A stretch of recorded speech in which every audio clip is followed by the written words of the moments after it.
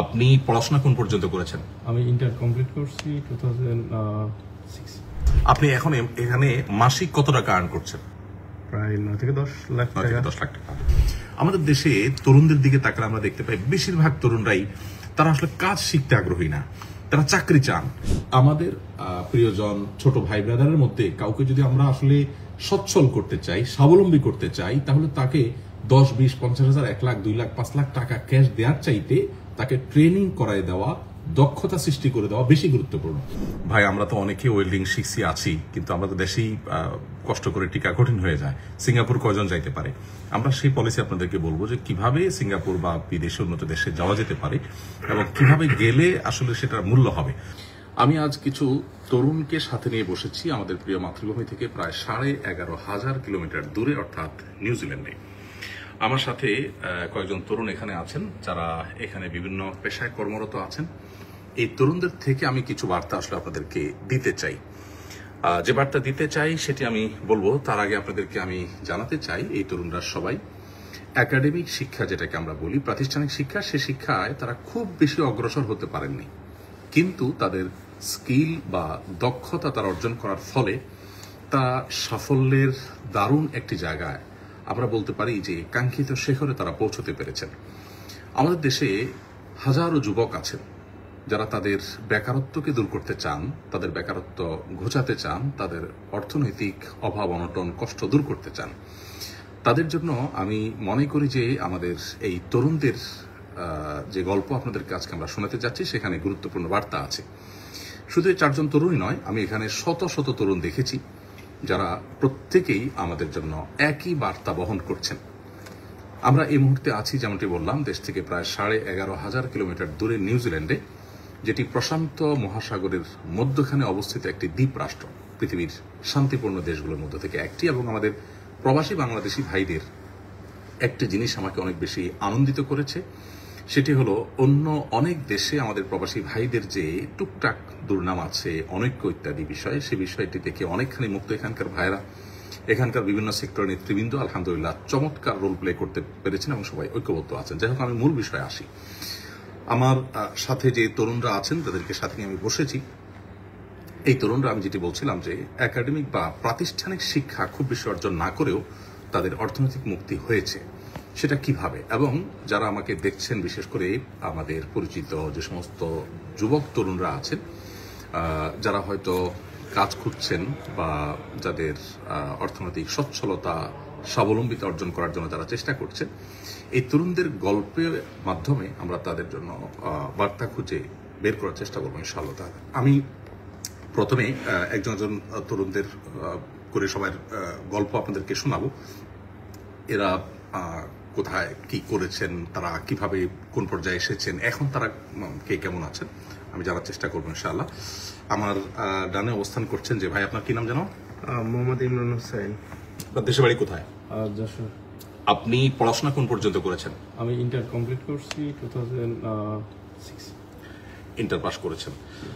Inter pass করেছেন 2006। এরপরে আপনি বিদেশে পাড়ি জমিয়েছেন না তারপরে দেশে কাজ করেছেন?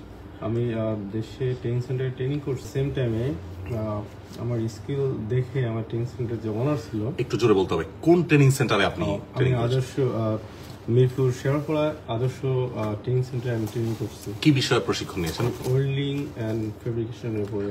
নিয়ে দেশে কতদিন কাজ করেছেন? আমি দেশে 9 মাস মতো কাজ করছিলাম। 9 মাস কাজ করেছেন ট্রেনিং সেন্টারে আর কি। মাশাআল্লাহ। ভাই, যশোরের মানুষ, ওয়েল্ডিং এর উপরে ট্রেনিং নিয়েছেন এবং ট্রেনিং নিয়ে দেশে বেশ কিছুদিন কাজ করেছেন। এরপর আপনি বিদেশে পাড়ি জমিয়েছেন। জি জি। এরপর আমি সিঙ্গাপুরে গেছিলাম 2007। হ্যাঁ, সিঙ্গাপুরে গিয়ে আপনি কতদিন ছিলেন? সিঙ্গাপুরে 7 বছর ছিলাম। ওখানে আমি আমার জবের পাশাপাশি আমি যে স্কিল ভাইরা ছিল ওদেরকে আমি ওয়েল্ডিং শেখাইতাম। আমাদের সিঙ্গাপুরে কোম্পানি থেকে আমার অ্যাপয়েন্ট করা হয়েছিল আর কি। আচ্ছা, এরপর আপনি এখন নিউজিল্যান্ডে আছেন। কত বছর ধরে নিউজিল্যান্ডে আছেন? নিউজিল্যান্ডে 11 বছর চলে আর কি। 11 বছর চলে। আপনি এখন এখানে মাসিক কত টাকা আর্ন করছেন? এখানে আমার নিজের কোম্পানি আমি করতেছি, সেক্ষেত্রে দেখা যাচ্ছে এক মাসে আমার এক মাসে এভারেজে কত আসে? Average $16,000 to $18,000 per month। 16 to $18,000 $18,000। তার মানে বাংলাদেশি টাকায় আমরা মুদ্রায় কনভার্ট করলে মানে নিউজিল্যান্ডি ডলার, এটা ইউএস ডলার না, তাহলে বাংলাদেশি টাকায় সেটা কত টাকা হয় আনুমানিক? প্রায় 9 থেকে 10 লাখ 9 থেকে টাকা। 10 লাখ টাকা।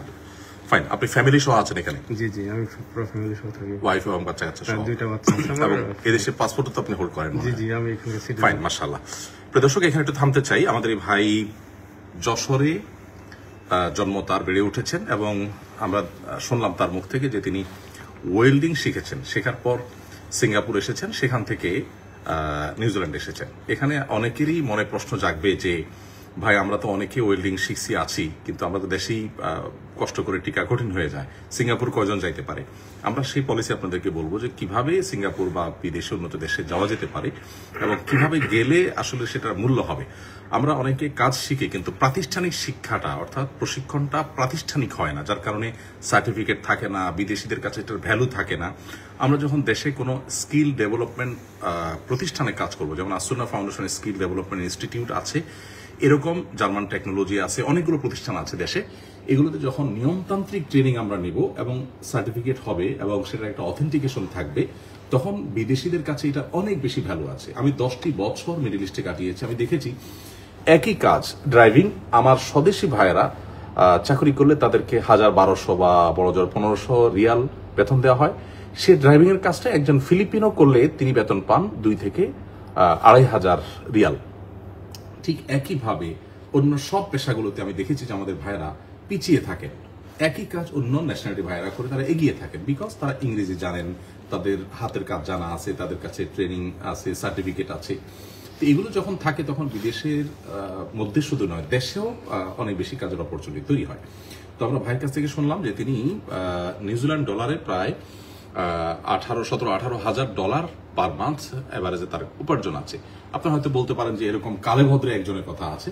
আমরা অবশ্য এখন এই টাইপের আমাদের যে ভাইরা আছেন যারা খুব বেশি প্রাতিষ্ঠানিক শিক্ষা অর্জন করতে পারেন না, কিন্তু তাদের স্কিলকে ডেভেলপ করেছেন, দক্ষতা অর্জন করেছেন, দক্ষতা অর্জন করার ফলশ্রুতিতে তাদের দারিদ্র্য বিমোচন হয়েছে, এরকম এই নিউজিল্যান্ডে কত মানুষ আছেন সেটা আমরা জানবো ইনশাআল্লাহ। তার আগে একটু বলে রাখি, যারা সিঙ্গাপুরে একটা নির্দিষ্ট সময় পার করে তারা চাইলে নিউজিল্যান্ডে চলে আসতে পারে এই কাজ করার জন্য। শুধু নিউজিল্যান্ড না, পৃথিবীর বহু দেশ তাদের জন্য দুয়ার খুলে দেয়, আমরা অনেকে জানি না।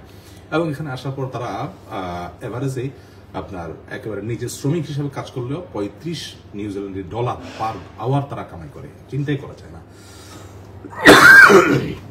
দক্ষিণ আমার একটু কাশির সমস্যাটা হঠাৎ করে দেখা দিয়েছে। আমি এবার কথা বলবো আমার বাম পাশে যে ভাই আছেন তার সাথে। ফয়সাল, আপনি আপনার পরিচয়টা দেন প্লিজ। জি, আসসালামু আলাইকুম।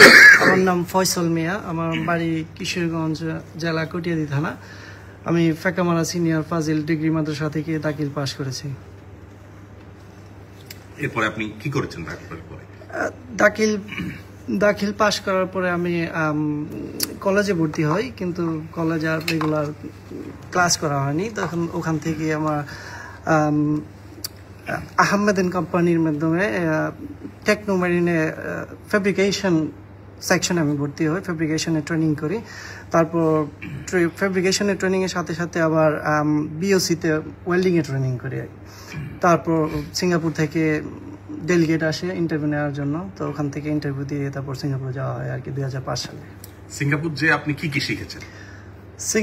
সিঙ্গাপুর যে প্রথম তো আমি ফেব্রিকেশনে ছিলাম, তারপর আস্তে আস্তে ওয়েল্ডিংটা আয়ত্ত করি। তারপর প্রথম 2 বছর ছিলাম আমি একটা সাব কন্ট্রাক্টর আন্ডারে। 2 বছর পর যখন মেইন কোম্পানি আমাকে পছন্দ করে যে আমার কাজ দেখে আমি ভালো করতে পারি, তখন তারা সাব কন্ট্রাক্টর থেকে মেইন কোম্পানিতে নিয়ে নেয়। তো মেইন কোম্পানিতে নেওয়ার পর আমাদের ছুটি দেয়, তো বাড়িতে গেলাম। বাড়ি থেকে এসে মাস 2 কাজ করার পর আবার আমি চলে যাই ইঞ্জিনিয়ারিং ডিপার্টমেন্ট। আপনি সিঙ্গাপুরে কি কি শিখেছেন? আমি শুধু শিরোনামগুলো জানতে চাই, কি কি শিখেছেন সেখানে? আপনার ইংরেজি যে এত সুন্দর এবং আপনি বেশ শুদ্ধ ইংরেজি বলতে পারেন, শুধু আপনি না, এখানে আমি এই টাইপের যারা আছে সবাইকে দেখছি যে এসএসসি দাখিল করেছেন অথচ ইংরেজি অনর্গল পাচ্ছেন, যেটা আমাদের দেশে অনেক শিক্ষিত, অনেক গ্রাজুয়েশন করা মানুষও জান না। এই ভালো করে ইংরেজি শেখাটা কিভাবে হলো? ভালো করে ইংরেজি শেখাটা হলো আসলে আমি 2 বছর পরে আমি যখন ইঞ্জিনিয়ারিং ডিপার্টমেন্টে যাই অফিসিয়াল কাজে, তখন ওখান থেকে মূলত আমার ইংলিশটা ভালোভাবে পিক হয় আর কি। এটা কি সহকর্মীদের সাথে চলতে যে ওকে ফাইন। এর জন্য আলাদা কোনো কোর্স করতে হয়নি আপনার? কোর্স করতে হয়নি, কিন্তু আমি যেই শিপইয়ার্ডে ছিলাম ওটাকে বলা হয় ক্যাপেল শিপইয়ার্ড। তো ওখান থেকে সব ওয়ার্কার দেখেই বিশেষ করে সাউথ ইস্ট এশিয়ার সবাইকে আপনার ম্যান্ডেটরি একটা ইংলিশ কোর্স করায় আর কি। তো ওখানে আর কিছু ছিল আর কি। আচ্ছা আচ্ছা, সরি। তাহলে আপনি ইংরেজি শিখেছেন, ওয়েল্ডিং এবং ফেব্রিকেশন শিখেছেন, শিখে এরপর আপনি নিউজিল্যান্ড চলে আসছেন। নিউজিল্যান্ডে আপনি কত বছর আছেন? নিউজিল্যান্ডে আছি আমি 12 বছর, 2012 সালে আসি। সিঙ্গাপুরে কতদিন ছিলেন? সিঙ্গাপুরে ছিলাম 2005 থেকে 2012। সিঙ্গাপুরে বা অন্য দেশ থেকে নিউজিল্যান্ডে বা এরকম উন্নত দেশে আসার জন্য এই বিশেষ করে এই দেশের পলিসি কি, কতদিন পরে আসতে পারে বা কিভাবে আসতে পারে? এটা হলো মিনিমাম 3 বছর তার এক্সপিরিয়েন্স লাগবে। 3 বছরের 3 বছরের যদি কারিগরি দক্ষতা থাকে, এটার এক্সপিরিয়েন্স থাকে, তার মানে একজন সাধারণ লেবার হলে সে আসতে পারবে না। অথবা একজন শিক্ষিত গ্রাজুয়েশন করেছেন কিন্তু বিশেষ কোনো স্কিল তার নাই, তার কোনো ভ্যালু নেই। তাহলে ভ্যালুটা গতানুগতিক শিক্ষা বা প্রাতিষ্ঠানিক শিক্ষার চাইতে স্কিলের ভ্যালুটা বেশি। স্কিল যদি থাকে, সার্টিফিকেট যদি থাকে, ট্রেনিং যদি থাকে, তাহলে 3 বছর কাজ করার অভিজ্ঞতা থাকলে তিনি এখানে কাজে আসতে পারেন। এখানে আসার পরে তিনি চাকরি করতে পারেন, ব্যবসা করতে পারেন অপরচুনিটি করে। না, ব্যবসা হলো যখন সে ওয়ার্ক পারমিট অবস্থায় থাকবে তখন সে ব্যবসা মানে শুরুতে ব্যবসা করতে পারবে না, একটা পর্যায়ে গিয়ে সে চাইলে ব্যবসার দিকেও যেতে পারে। ওকে ফাইন। আপনি তো চাকরি নিয়ে আসছেন, জি, আপনারা সবাই অলমোস্ট চাকরি নিয়ে আসছেন। প্রিয় দর্শক, আমরা এখানে একটু জানিয়ে রাখি, ফয়সাল হলেন এখানে Bangladesh skilled migrant association of নিউজিল্যান্ডের সেক্রেটারি বা সাধারণ সম্পাদক। সে নিজে দাখিল পাশ করে চলে আসছে, দাখিল পর্যন্তই পড়াশোনা। তাদের এই যে বিভিন্ন রকমের দক্ষতা অর্জন করে এখানে চলে আসছে। আমরা আগেই বলছি যে এখানে আসার জন্য দক্ষতাটা হলো মূল। শুধু এখানে না, গোটা পৃথিবীতে আপনি যেখানে যাবেন দেখবেন কোনো কাজ শেখা আছে, নিয়মতান্ত্রিক প্রশিক্ষণ নিয়ে সার্টিফিকেট আছে, এক্সপিরিয়েন্স আছে, এরকম মানুষের ভ্যালু সারা পৃথিবীতে আছে। এর বিপরীতে আপনি গ্রাজুয়েশন করেছেন কিন্তু বিশেষ কোনো দক্ষতা আপনার নেই, অথবা আপনি অনেক পরিশ্রমী মানুষ, আপনি অনেক কষ্ট করতে পারেন কিন্তু আপনি জাস্ট লেবারের কাজ করতে পারেন, বিশেষ কোনো স্কিল আপনি ইলেকট্রিশিয়ান, আপনি প্লাম্বিং, আপনি অথবা কার্পেন্টার, অথবা আপনার কাঠের কাজ, অথবা টাইলসের যে কোনো কাজ, বিশেষ দক্ষতা যদি না থাকে তাহলে পৃথিবীর কোথাও আসলে কোনো ভ্যালু থাকছে না। আমরা ইউরোপের বিভিন্ন দেশেও একই অবস্থা দেখেছি। তো ফয়সাল যেহেতু Bangladesh skilled migrant association of নিউজিল্যান্ডের সেক্রেটারি জেনারেল, আমরা এবার ফয়সাল আপনার কাছে জানতে চাই যে এই টাইপের বিশেষ দক্ষতা সম্পন্ন বা স্কিলড আমাদের প্রবাসী বাংলাদেশি ভাইয়েরা নিউজিল্যান্ডে কতজন আছেন আনুমানিক?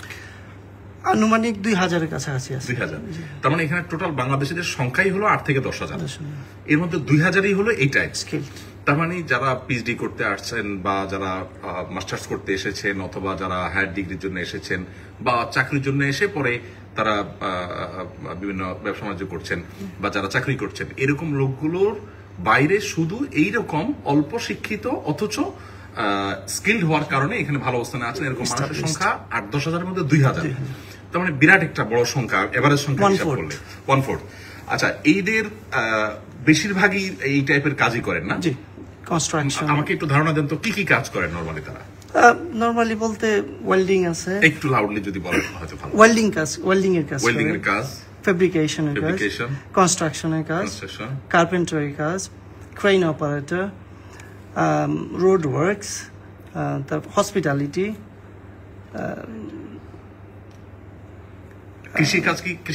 ফার্মিং। তার মানে ফার্মিং এও স্কিলের ব্যাপার আছে। ও ফাইন, মাশাআল্লাহ। এগ্রিকালচার। আপনার কাছে আমার প্রশ্ন এবার, আপনি তো ফ্যামিলি নিয়ে থাকেন এখানে, আলহামদুলিল্লাহ একটা ভালো অবস্থানে আছেন, মাত্র দাখিল পর্যন্ত পড়াশোনা করেছেন, এরপর ট্রেনিং নিয়েছেন, সেই ট্রেনিং এর সুবাদে আজকে আপনি এই পর্যন্ত আল্লাহ এনেছে আপনাকে। আপনার এভারেজ মাসিক ইনকাম কত? 3 থেকে 4,000 উইকলি আসে আর কি। আমরা মাসিক যদি ধরি তাহলে 12,000। 12,000, হ্যাঁ, 10 থেকে 12,000 আপনার নিউজিল্যান্ডি ডলার। নিউজিল্যান্ডি ডলার 12,000 মানে হলো বাংলাদেশি মুদ্রায় কত হয়? 8.5 লাখ। আমরা 7-8 লাখ টাকাই ধরলাম। তো 5 থেকে 8 লাখ টাকার মধ্যে, রেঞ্জের মধ্যে এভারেজ আপনার মাসিক অর্জন করছেন আমরা দেখলাম। এর পাশাপাশি আমরা আরো দুই ভাইয়ের কথা শুনবো, গল্প শুনবো। আমরা ফয়সালের কাছ থেকে শুনলাম যে ফয়সালের মতো এরকম আরো 2000 বাংলাদেশি আছেন যারা শিক্ষা খুব বেশি তাদের নেই। শিক্ষা বলতে প্রাতিষ্ঠানিক শিক্ষা নেই, শিক্ষা তো অবশ্যই আছে, প্রাতিষ্ঠানিক শিক্ষা নেই, কিন্তু কাজের শিক্ষা আছে। আমাদের নবী করিম সাল্লাল্লাহু আলাইহি ওয়াসাল্লাম একটি কথা বলেছেন যে আফদালুল কাসাবি কাসবুল ইয়াদ, মানুষের সবচেয়ে উত্তম উপার্জন হলো হাত দ্বারা যেটা উপার্জন করে মানুষ, অর্থাৎ কায়িক শ্রম, দক্ষতা, কারিগরি দক্ষতা, এগুলোর মাধ্যমে যে উপার্জনটা করে। আমাদের দেশে তরুণদের দিকে তাকালে আমরা দেখতে পাই বেশিরভাগ তরুণরাই তারা আসলে কাজ শিখতে আগ্রহী না, তারা চাকরি চান। এখন একটা মানুষ কাজ শেখার পর তার চাকরি যখন হবে, সেই চাকরির যে ভ্যালু হবে, কাজ শেখা ছাড়া যদি চাকরি হয় তার ভ্যালু যে আসলে কম, এটা সাধারণত বোঝানো যায় না। আমি আজকে এই লাইভে দেশে নানান ইস্যু চলছে, এই ইস্যুগুলো নিয়ে অনেকে আমরা ব্যস্ত আছি। এর মধ্যে আমি এ ধরনের একটা টপিক নিয়ে আপনাদের সামনে আজকে আসলাম এই জন্য যে আমি কাল সকালে এই জায়গা ত্যাগ করবো, এই ভাইদেরকে আমি আর পাবো না, এই জন্য তাদের মাধ্যমে কিছু এক্সপিরিয়েন্স আপনাদের সাথে শেয়ার করতে চাই। বিশেষ করে আমাদের প্রিয়জন ছোট ভাই ব্রাদারের মধ্যে কাউকে যদি আমরা আসলে সচ্ছল করতে চাই, স্বাবলম্বী করতে চাই, তাহলে তাকে 10, 20, 50 হাজার, 1 লাখ, 2 লাখ, 5 লাখ টাকা ক্যাশ দেওয়ার চাইতে তাকে ট্রেনিং করায় দেওয়া, দক্ষতা সৃষ্টি করে দেওয়া বেশি গুরুত্বপূর্ণ। আসুন্নাহ ফাউন্ডেশন যত সেবামূলক কাজ করছে এর মধ্যে সবচেয়ে বেশি ফোকাস এখন দিচ্ছে এই কাজটির উপরে। আপনারা জানেন 350 কম্পিউটার বিশিষ্ট ল্যাব আমাদের আছে। আমরা এখন মাসে একসাথে কয়েকটা উইংয়ে ট্রেনিং চলবে সেরকম ব্যবস্থাপনা আমরা করছি। 35,000 স্কোয়ার ফিটের একটি বিশাল বড় শেড আমরা নির্মাণ করেছি।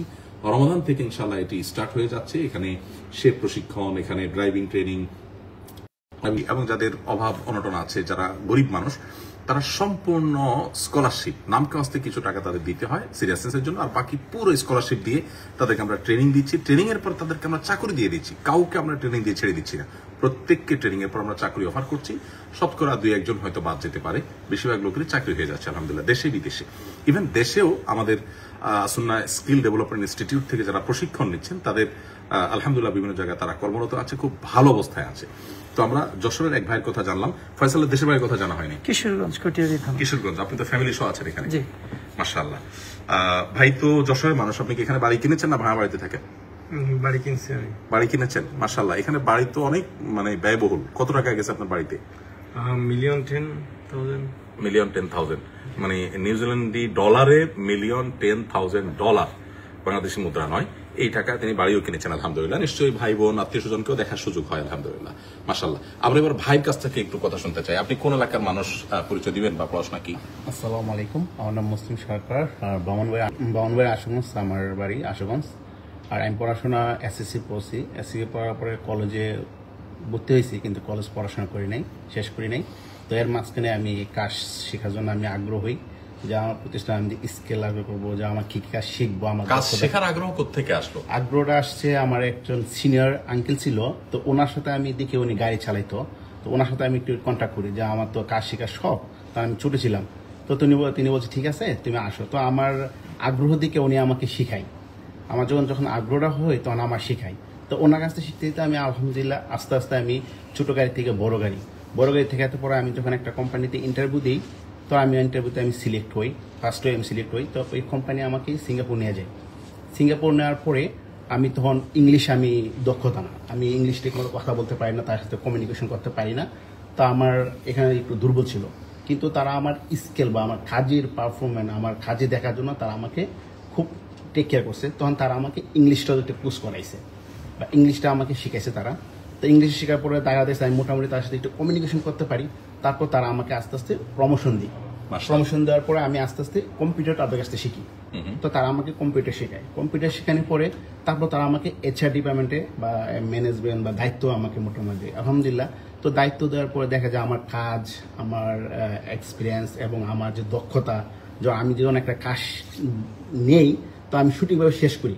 হয়তো আমার পড়াশোনা কম, সেই জন্য আমি অনেক সময় উপরের লেভেলে আমি যাইতে পারি না, সেটা হলো। তারপর আমার স্কিলে, আমার দক্ষতা আমাকে অনেক উপরে নিয়ে আসতে।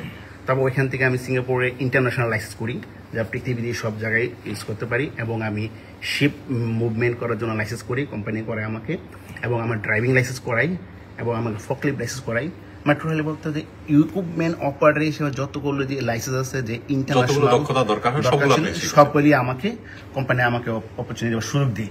কারণ কি জন্য সুযোগ দিয়েছে, আমার কাজের দক্ষতা, আমার স্কিলের আন্তরিকতা, যে আমি কাজের আগ্রহ আছে, শিখতে চাই, সেই হিসেবে আমাকে দিই।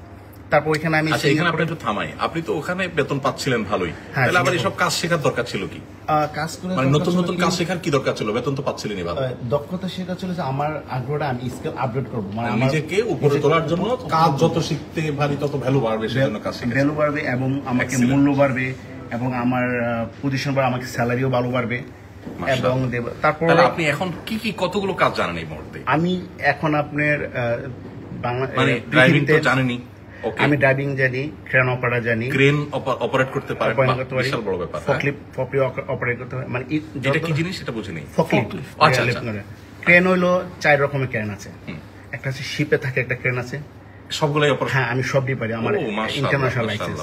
আর একটা আছে পৃথিবীর সবচেয়ে বড় ক্রেন, যে 30,000 টন 30,000 টন পৃথিবীতে সবচেয়ে বড়, যে সিঙ্গাপুরে আছে, ওইটারও আমি কন্ট্রোল করে চালাতে পারি, ওটার পাশ আছে আমার কাছে। ও মাশাআল্লাহ, মাশাআল্লাহ, এই এক্সিলেন্ট। দক্ষতা হওয়ার পরে তো আমার প্ল্যান ছিল সিঙ্গাপুর, তো আর ফ্যামিলি সেটেল হওয়া যায় না, তো আমার দক্ষতা হলো আমি একটু উপরের দিকে যেতে চাই। আমার ফ্যামিলি স্টাইল বা আমি একটু উপরে যাব, আমার আর পিছনে যে ভাইয়েরা আছে, ছোট ভাইয়েরা, তাদেরকে একটু সাপোর্ট দিতে চাই। তো ওই সাপোর্ট হিসেবে আমি সিঙ্গাপুরে ছিলাম প্রায় 9 বছর। 9 বছর এখান থেকে পরে আমি নিউজিল্যান্ডে আমি ট্রাই করি। তো নিউজিল্যান্ডে ট্রাই করে অনেকে শুনি স্কিলের অপরচুনিটি বেশি দেয়, তারা যাদের স্কিল বেশি, তার এক্সপিরিয়েন্স বেশি, তাদেরকে সুযোগটা দেয় নিউজিল্যান্ডে। তো আলহামদুলিল্লাহ আমি ওই চান্সটা নিয়েছি, নেওয়ার পর আমি কাগজ জমা দিই এখানে। তো জমা দেওয়ার পর আমার স্কেল এবং আমার সার্টিফিকেট আর আমার লাইসেন্স কোয়ালিটি দেখার পরে তারা আলহামদুলিল্লাহ 1 সপ্তাহ পরে আমার রেজাল্ট দিয়ে দিয়েছে যে আমরা আপনাকে নিয়ে নেব।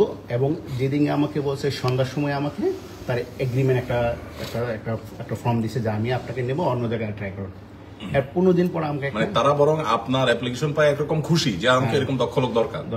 মাশাআল্লাহ। অথচ দেশে আমি জানি বহুত MA পাস, BA পাস মানুষ ঘুরতেছে, এরকম উন্নত দেশে যদি আসতে পারে তাহলে খুশি হয়ে যাবে, তারা আসতে পারছে না। আপনি শুধু কাজ শিখে দক্ষতা অর্জন করে আল্লাহ তাআলা আপনাকে এই পর্যন্ত আসার তৌফিক দিয়েছেন। এক্সিলেন্ট। আমি আপনার খুব বেশি সময় নিতে পারবো না, আপনাকে আমি এখানে একটু থামাই জিজ্ঞেস করতে চাই, আপনি এখন এই মুহূর্তে নিউজিল্যান্ডে কি কাজ করছেন? আমি এখন এই মুহূর্তে একটা কনস্ট্রাকশন একটা কোম্পানিতে কাজ করি, এক্সকাভেটর এবং ড্রাইভিং করি। যে এক্সকাভেটর যেটা মাটি কাটে ওইটা করি, আর ড্রাইভ করি, যে ট্রাক বড় ট্রাক করি ওইটা লোড করি।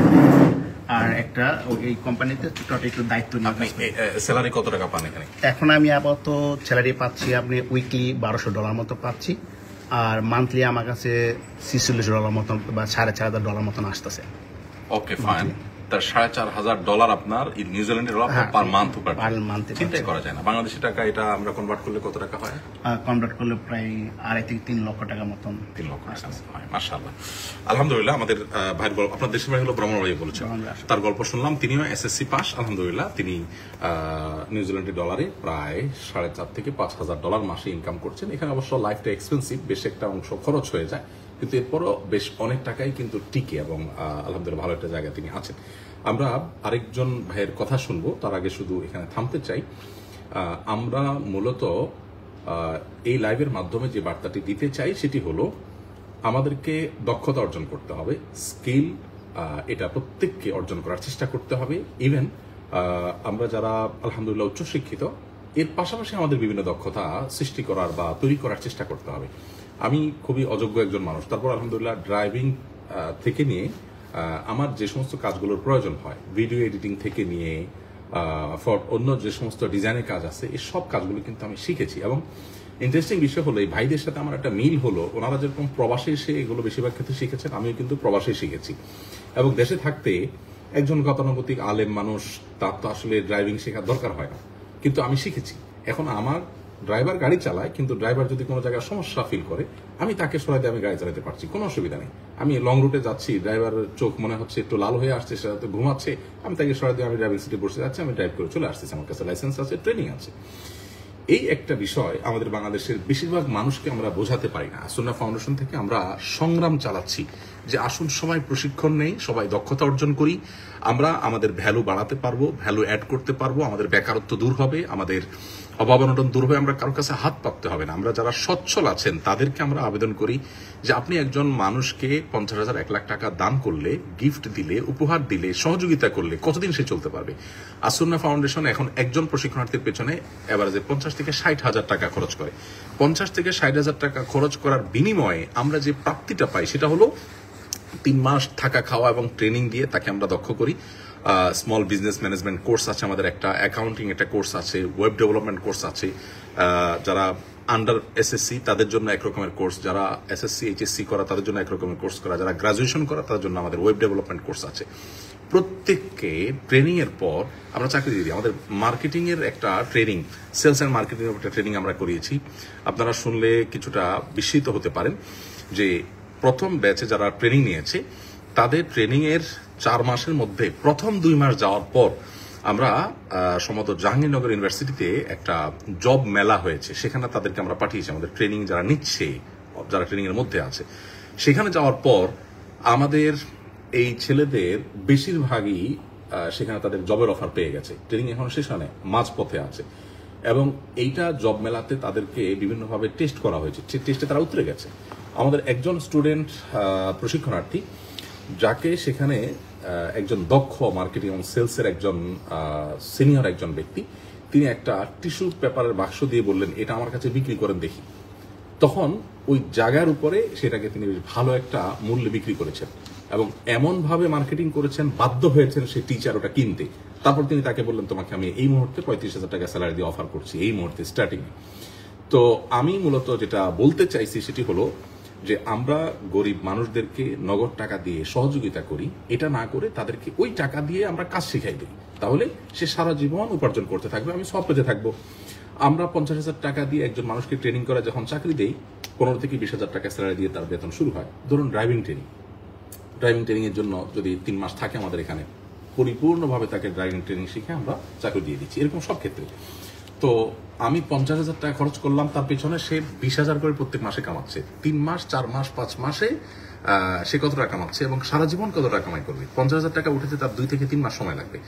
আর যদি আমি এককালীন দেই তাহলে 50,000 টাকা 2 মাসে সে উড়াই ফেলবে, খরচ করে ফেলবে। এই জন্য দক্ষতা অর্জন করবার কোনো বিকল্প বা ভিন্ন পথ আমাদের সামনে খোলা না। প্রিয় দর্শক, আমাদের সামনে আরেকজন ভাই আছেন, ওরা তার কথা একটু শুনবো।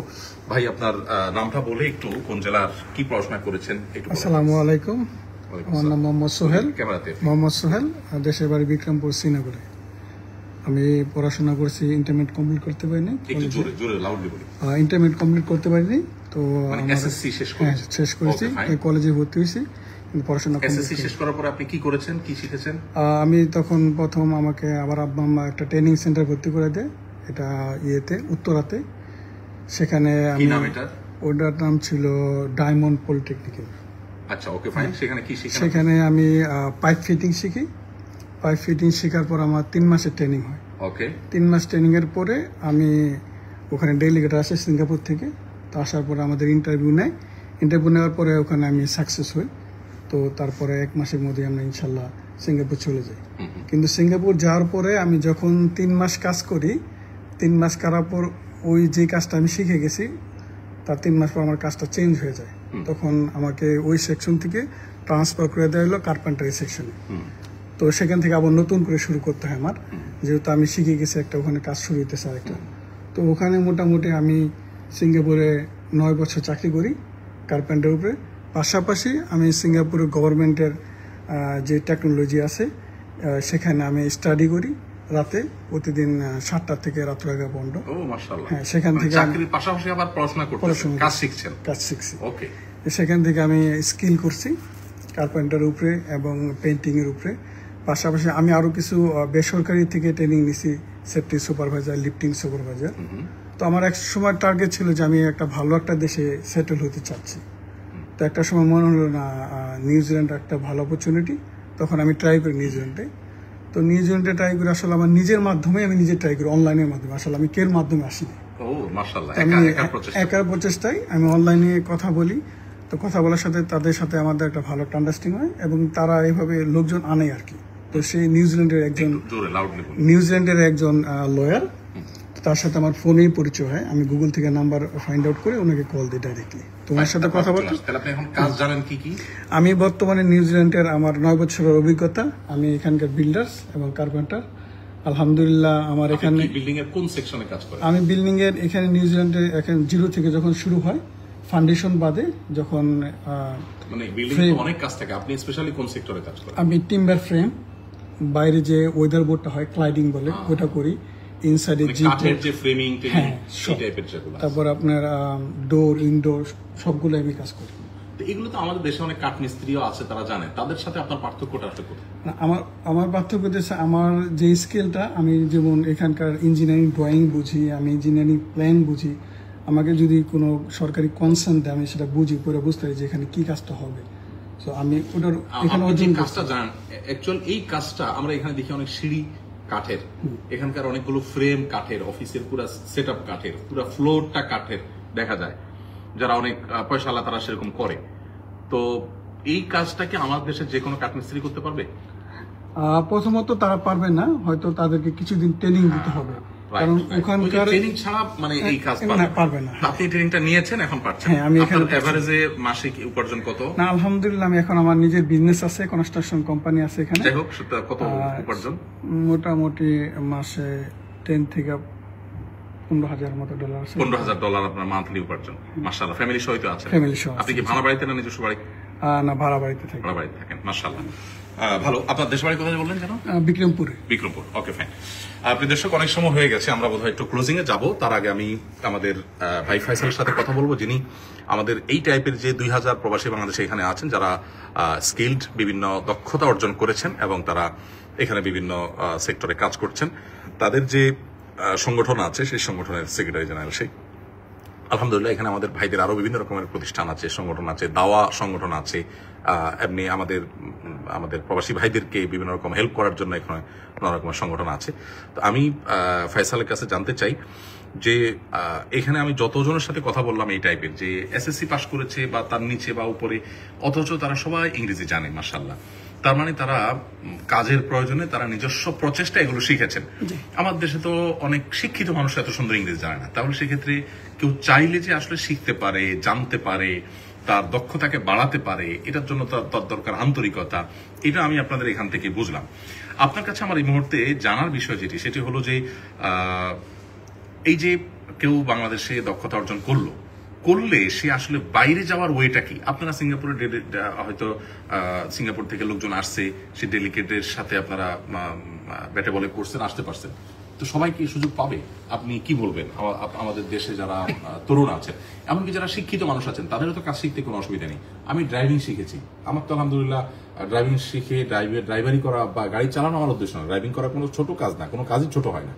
আমাদের নবী করিম সাল্লাল্লাহু আলাইহি ওয়াসাল্লাম তিনি কিন্তু পানি তুলে উপার্জন করেছেন। তার মানে একজন শ্রমিক যে কাজটা করে, জাস্ট ওই কাজ করে তিনি কুয়া থেকে পানি তুলেছেন। আলী রাদিয়াল্লাহু তাআলা আনহু এরকম কাজ করেছেন। তিনি বৃক্ষরোপণের কাজ অর্থাৎ ফার্মিং এর কাজ করেছেন। আমাদের ভাইরা এখানে অনেকে ফার্মিং এর কাজ করছেন, মাশাআল্লাহ। অতএব শিক্ষিত হোক, একাডেমিক শিক্ষা শিক্ষিত হোক অথবা একাডেমিক শিক্ষা কম শিক্ষিত হোক, যে কোনো মানুষই কিন্তু তার দক্ষতা অর্জন করতে পারে এবং এর মাধ্যমে তার অভাব অনটন দূর করতে পারে। এমনকি দেশেও কদর আছে, আমি জানি। আমাদের এখানে ট্রেনিং থেকে যারা শেষ করে তাদের চাকরি দেওয়ার জন্য রীতিমতো বিভিন্ন প্রতিষ্ঠান আমাদের এখানে সিরিয়াল ধরে বসে থাকে। এখন এই পর্যায়ে চলে আসছে যে আমাদের ট্রেনিং হওয়ার আগেই ছেলেদেরকে বন্টন করে ফেলতে হয়, কারণ বিভিন্ন প্রতিষ্ঠান আমাদের কাছে দরখাস্ত করে, অথচ বহু মানুষ বেকার ঘুরছে। তো ফয়সাল, আপনার কাছে আমার জানার উদ্দেশ্য হলো যে ট্রেনিং নেওয়ার পর দেশে যদি অনেক কাজ আছে, কেউ যদি বিদেশে যেতে চায়, ট্রেনিং আছে, সার্টিফিকেট আছে, তার উপায়টা কি? তার উপায়টা হলো আসলে বাংলাদেশে কিছু সরকারি কিছু অফিসে আছে, প্রতিষ্ঠান আছে এবং কিছু নির্ভরযোগ্য বেসরকারি প্রতিষ্ঠান আছে। তাদের সাথে আমার মনে হয় রেগুলার কন্ট্যাক্ট মেনটেন করতে হবে, যোগাযোগ করতে হবে আর কি। যে বেসরকারির মধ্যে আমার মতে আমি যেখান থেকে আসছি সেটা হলো আহমেদান কোম্পানি। এটা হলো ওয়ান অফ দ্য ট্রাস্টেবল প্রতিষ্ঠান আমার মনে হয় আর কি, যেখান থেকে আমি আসছি। তো তারপরে আবার সরকারি অনেকগুলো আছে, তো ওদের সাথে নিয়মিত যোগাযোগ মেনটেন করতে হবে আর কি। প্রাথমিক অবস্থায় ওখানেই যায় ওরা। Okay fine. এইটা সিঙ্গাপুর ছাড়া আর কোন কোন দেশে এই ধরনের দক্ষ মানুষদের কদর আছে? সিঙ্গাপুর ছাড়া দুবাইতে আছে, কোরিয়াতে আছে, কোরিয়াতে আমি জানি, কোরিয়াতে আমি গিয়েছি, খুব ভালো হলো আপনি কোরিয়ার নামটা নেওয়াতে আমার মনে পড়েছে। 2 থেকে 2.5 লাখ বা 3 লাখ রেঞ্জের স্যালারি কোরিয়াতে প্রবাসী বাংলাদেশিরা পেয়ে থাকেন। এবং নিউজিল্যান্ডে যেরকম লাইফটা এক্সপেন্সিভ, ওখানে লাইফটা এক্সপেন্সিভ না, অনেক অল্প পয়সায় কিন্তু সেখানে জীবন পার করা যায়। তার মানে পুরো টাকাটা প্রায় সেভ করে ফেলতে পারে একজন বাংলাদেশি চাইলে। ঠিক একই অবস্থা মালয়েশিয়াতেও দেখেছি, বিভিন্ন জায়গায় দেখেছি। তাহলে আপনার কথার খোলাসা হলো যে সরকারি বা বেসরকারি বিভিন্ন প্রতিষ্ঠান যারা দক্ষতা উন্নয়নমূলক কাজ করে তারাই চুক্তি করে বাইরে লোক পাঠায়। সঠিক বলেছেন। আমার নিজের অভিজ্ঞতাও আছে ব্যাপারে। আসুন্না ফাউন্ডেশনের কাছে বিভিন্ন প্রতিষ্ঠান আসছে এখন, বিদেশে তাদের লোক লাগবে, যেমন জাপানে কয়েক হাজার লোক লাগবে একটা বিশেষ স্কিলের, সেই স্কিলটা আমাদেরকে গড়ে তোলার জন্য তারা বলছে। তো এটা তো আর রাতারাতি সম্ভব না, আমরা এটা নিয়ে কাজ করছি, প্ল্যান করছি যে কিভাবে কি করা যায়। তো আমি শেষ করব, এবং অনেক সময় আপনাদের সাথে আমরা লাইভে আছি। আমি যে বার্তা মূলত দিতে চাই সেটা আমার ভাইদের মাধ্যমে, যে ওনারা এখানে শত শত মানুষ, হাজারো মানুষ আছেন যারা একাডেমিক শিক্ষা কম থাকা সত্ত্বেও তারা কাজ শিখেছেন, নির্দিষ্ট সেক্টর যার যেটা ভালো লেগেছে শিখেছেন। শেখার পর যখন দক্ষতা অর্জন করেছেন, পরিশ্রমী হয়েছেন, আন্তরিকতা ছিল, কোনো কাজকে ছোট মনে করেন নাই। আজকে আল্লাহ তাআলা তাদের সবাইকে অনেক বেশি সচ্ছল করেছেন, সমৃদ্ধ করেছেন। দেশে অনেক শিক্ষিত মানুষ হালাল উপায়ে এত টাকা কামাই করতে পারে না, এখানে হালাল উপায়ে তারা যত টাকা কামাই করতে পারছেন। অবশ্যই এর পাশাপাশি তাদের একটা ভালো দিক হলো এখানে বেশিরভাগ ভাইরা আমি দেখেছি তারা নামাজ কালাম পড়ার চেষ্টা করেন, দিনদারিতা ধরে রাখার চেষ্টা করেন। যে ওনাদের যে প্রতিষ্ঠান, সেই প্রতিষ্ঠানের সদস্যরা, তাদের আমন্ত্রণ আমি এখানে এসেছি এবং একটা দাওয়াতি কাজ করেছি আলহামদুলিল্লাহ। এখান থেকে বোঝা যায় তারা আসলে ভালো কিছু করতে চান, তাদের সে আন্তরিক প্রচেষ্টা আছে। আমরা তাদের জন্য দোয়া করি, আল্লাহ তাআলা তাদেরকে রুটি রুজিতে উপার্জনে বরকত দান করুন, ঈমান আমলে বরকত দান করুন, এবং আমাদের যে সমস্ত ভাইরা দেশে আছেন সবাইকে আল্লাহ তাআলা দক্ষতা অর্জন করার, দক্ষতা তৈরি করার তৌফিক দান করুন। পৃথিবীর যে কোনো প্রান্তে দক্ষ মানুষের অনেক মূল্য আছে, আমাদের নিজের দেশেও দক্ষ মানুষের অনেক মূল্য আছে। কোনো কাজকে ছোট মনে না করে যদি কাজ শিখতে থাকি এবং এক্সপিরিয়েন্স নিতে শুরু করি এবং বিনয়ী হয়ে কাজ শেখার প্রতি আগ্রহ আমাদের থাকে, দেখাতে পারি, ইনশাআল্লাহ আল্লাহ তাআলা আমাদের রুটি রুজিতে, আমাদের উপার্জনে আল্লাহ তাআলা বরকত দান করবেন, আমাদের অভাব অনটন আল্লাহ তাআলা দূর করে দিবেন এবং আমাদেরকে সমৃদ্ধ করবেন। আর আমাদের প্রিয় স্বদেশ, এত যুবক, এত মানুষ দেশে, আমরা যদি সবাই আসলে কর্মমুখী হই বা কাজকে, আমরা কোনো কাজকে ছোট মনে না করি, কাজ শিখি, ইনশাআল্লাহ আমাদের অর্থনৈতিক মুক্তি লাভ হবে। আমরা অর্থনৈতিক মুক্তি অর্জন না করার ফলে বিদেশিরা আমাদেরকে 10 টাকা লোন দিয়ে 20টা শর্ত দেয় এবং তাদের অনাকাঙ্ক্ষিত, অনভিপ্রেত বহু শর্তের জালে আমরা পড়ে থাকতে হয়। আমাদের দেশের অর্থনৈতিক মুক্তি যতদিন পর্যন্ত না হবে, রাজনৈতিক হস্তক্ষেপ বিদেশিরা যে আমাদের উপরে করে সেটা আসলে বন্ধ হবে না, কারণ আমরা তাদের দিকে তাকায় থাকতে হয়, গরিব দেশ। অতএব আমরা সবাই যদি আমাদের উপার্জনের জন্য সচেষ্ট হই, অন্যের উপর নির্ভরশীলতা কমবে। নবী সাল্লাল্লাহু আলাইহি ওয়াসাল্লাম বলেছেন, আলিয়াতুল উলিয়া খায়রুম মিন আলিয়াতিস সুফলা। এখানে আমার ভাইরা এসএসসি এইচএসসির উপরে কেউ নাই, তারা এখন লাখ লাখ টাকা কামাই করছেন, মানে হলো মানুষকে লাখ লাখ দিতে পারছেন, আলহামদুলিল্লাহ, হাজার হাজার দিতে পারছেন। তারা যদি এই দক্ষতা অর্জন না করতেন, হয়তো তারা ভাই বোনদের কাছে হাত পাততে হতো। এখন তারা দিচ্ছেন, নিশ্চয়ই আল্লাহ তাআলার কাছে অনেক বেশি প্রিয়। তো আমরা চেষ্টা করব সবাই এখান থেকে যে বার্তা আমরা দিতে চেয়েছি, যে মেসেজ আমরা দিতে চেয়েছি, সেটা যেন গ্রহণ করতে পারি। আল্লাহ আমাদেরকে তৌফিক দান করুন।